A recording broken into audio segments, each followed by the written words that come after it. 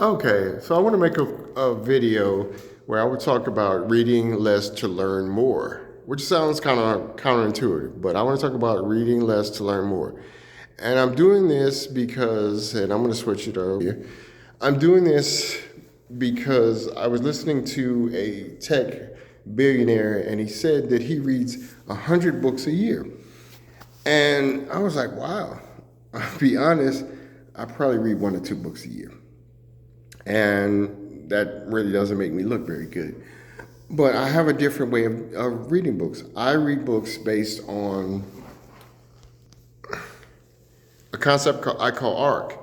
Acronyms: read, remember, and recall knowledge. Acronyms: read, remember, and recall knowledge.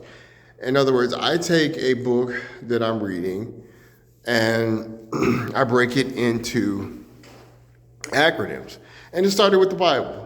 I was looking at the Bible and I said, I wonder if I could summarize each chapter of the book of Genesis. And I started with a theme. The theme was creation. So I was like, okay. So for chapter 1, C is creation. R is God rested on the seventh day, and he restricted the Adam and Eve, the type of fruits with the trees they can eat from. They also took a rib to create Eve. So they were restricted on the type of fruits they could eat in the second chapter. In the third chapter, they ate of the fruit and they had to exit the garden. So that's how I remember what chapter 3 is about. Chapter 4, Abel kills Cain, and then Abel is assigned a mark on him to prevent other people from killing him. So that's how I remember chapter 4. Chapter 5 is T, and it's a timeline from Adam to Noah. So it gives a genealogy from Adam to Noah. Chapter 6 is instructions to Noah to build an ark. And yeah, I know, that's an I. Chapter 7, God obliviates the earth with a flood. And chapter 8, God says, I will never do it again. And then I do that throughout the book. There's next is Rainbow, Hagar, Sarah, Jacob, Esau, Joseph, Dream, and then Israel, and I dropped it's IS, R, AE, and then I dropped the L to finish out the entire book. So that's how I do the entire book of Genesis, is making acronyms using themes throughout the book. For the next one, then I started reading books about business, and I said, okay, what if I use a title? And it turns out that the book, The Lean Startup, lines up perfectly. It has 14 chapters, and guess what? The title has 14 letters in it. So sometimes it works out perfectly. Sometimes it doesn't work out as well. I use the book Good to Great, and I just dropped the TO. So it's good, and then great lines up with that. So for the Lean Startup, I know that T is 3 things that you need for a start off. You need vision, you need strategy, you need a product.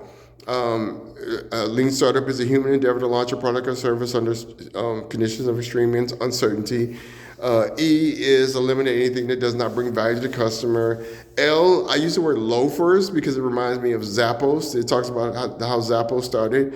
E is earphones, because they talk about Steve Jobs and him launching the iPod. The iPod. A is, I remember, Andrew... Is it Andrew Mason? Is it Andrew Mason? Yeah, Andrew Mason, who started Groupon. And then N, he started Groupon with a minimal viable product. N is numbers never lie. It talks about lean startup accounting. And then S is stay the course or pivot. And then T is how it built big companies by going small. A is, what is A? Acquire new customers by using old customers. R is reduce error by training your employees. T is the 3 things that make up 3 qualities that a startup has: independence, scarce resources, and a stake in the outcome. U is unlimited. It talks about there's unlimited resources for bad ideas. And the final chapter, chapter 14, talks about places you can find other startups in your area. So that's how I remember what I learned from each chapter of the Lean Startup. Sometimes you can use the author's name, and the author's name with Dale Carnegie, How to Win Friends and Influence People, actually has 12 principles, and guess what? Dale Carnegie's name has 12 letters in it. So I remember the 12 principles of how to win friends and influence people by remembering making an acronym out of Dale Carnegie's name. So it's don't argue, ask questions, let it be known when you're wrong. The fourth principle is it's easier to catch flies with honey than vinegar. Chapter 5 is create a yes scenario. Chapter 6 is allow others to speak. Chapter 7 is request feedback from others and then give them credit for it, for their advice. Chapter 8 is the most important chapter, according to Dale Carnegie, and I say neighbors' rights. In other words, treat people the way you want to be treated. That's how I remember that one. E is explain and empathize with people. Chapter 10 is good side, everybody has one. Chapter 11 is imagination, use it. And the final principle is if everything else fails, engage people in friendly competition. So I use Dale Carnegie's name in order to remember the 12 principles of Dale Carnegie. And you think of the millions of people, think of the millions of people who read the book, Dale Carnegie, How to Win Friends and Influence People, and how many people actually remember all 12 of those principles? Well, if you turn his name into an acronym, that's one way in order to learn how to use it. Now, I'm currently reading Walter Isaacson's book on Steve Jobs. And for that book, I use a different technique. Use a chapter title. So chapter 1 is childhood. And so what I did is I used childhood to give me the first 9 chapters. So this is going to give me the first 9 chapters. I've only read 3 chapters of the book so far.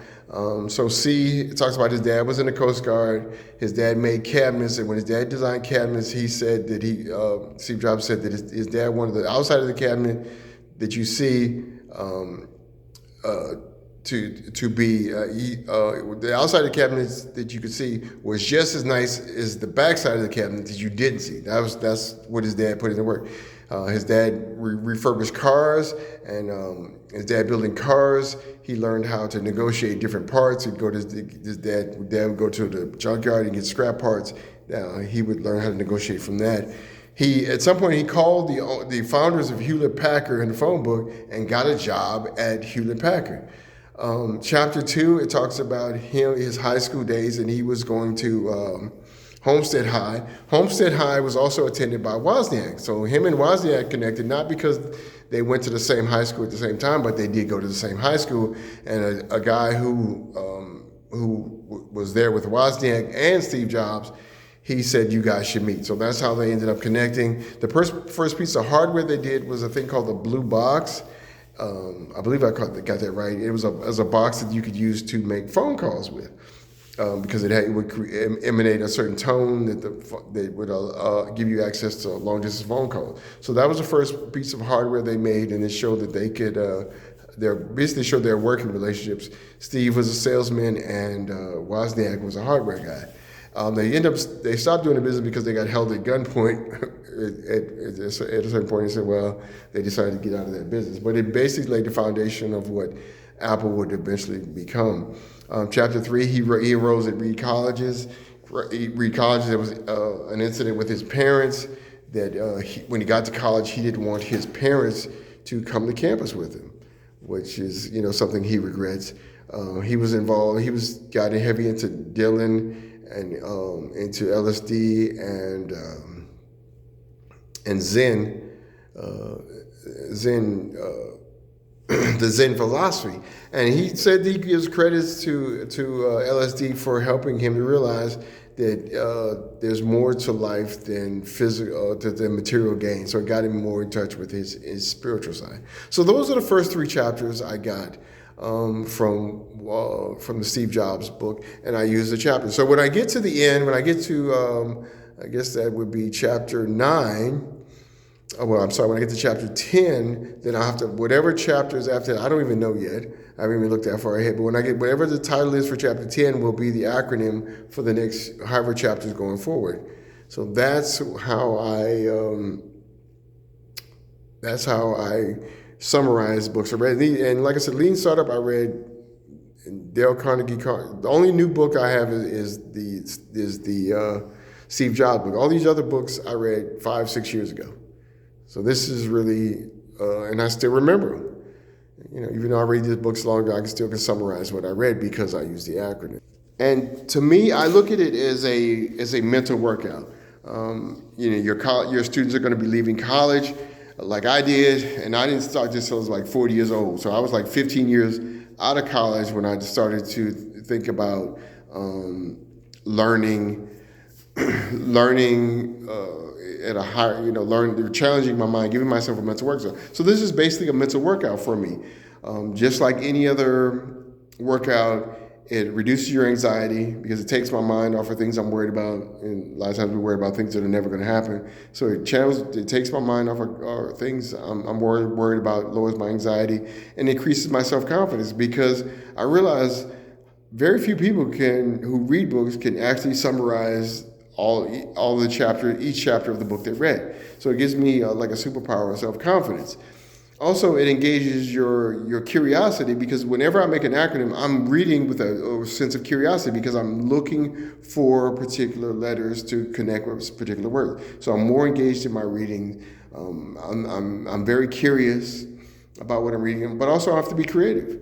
How I make the acronyms, how I connect the words is a bit of creative. So it's engaging your curiosity and engaging your creativity, which is essential for any type of problem solving you're doing. So that's why I think this is important. And like I said, I see it as a mental workout, a unique mental workout that gives you a unique benefit that other people don't have. And I think it's time to change the game. The game has consistently been read more books. And I said, well, read more books and remember more chapters. So that's the idea I want to share with you. And hopefully we can sit down and discuss it some more and maybe present it to your students as a unique mental workout and encourage them to read less and learn more. Thank you.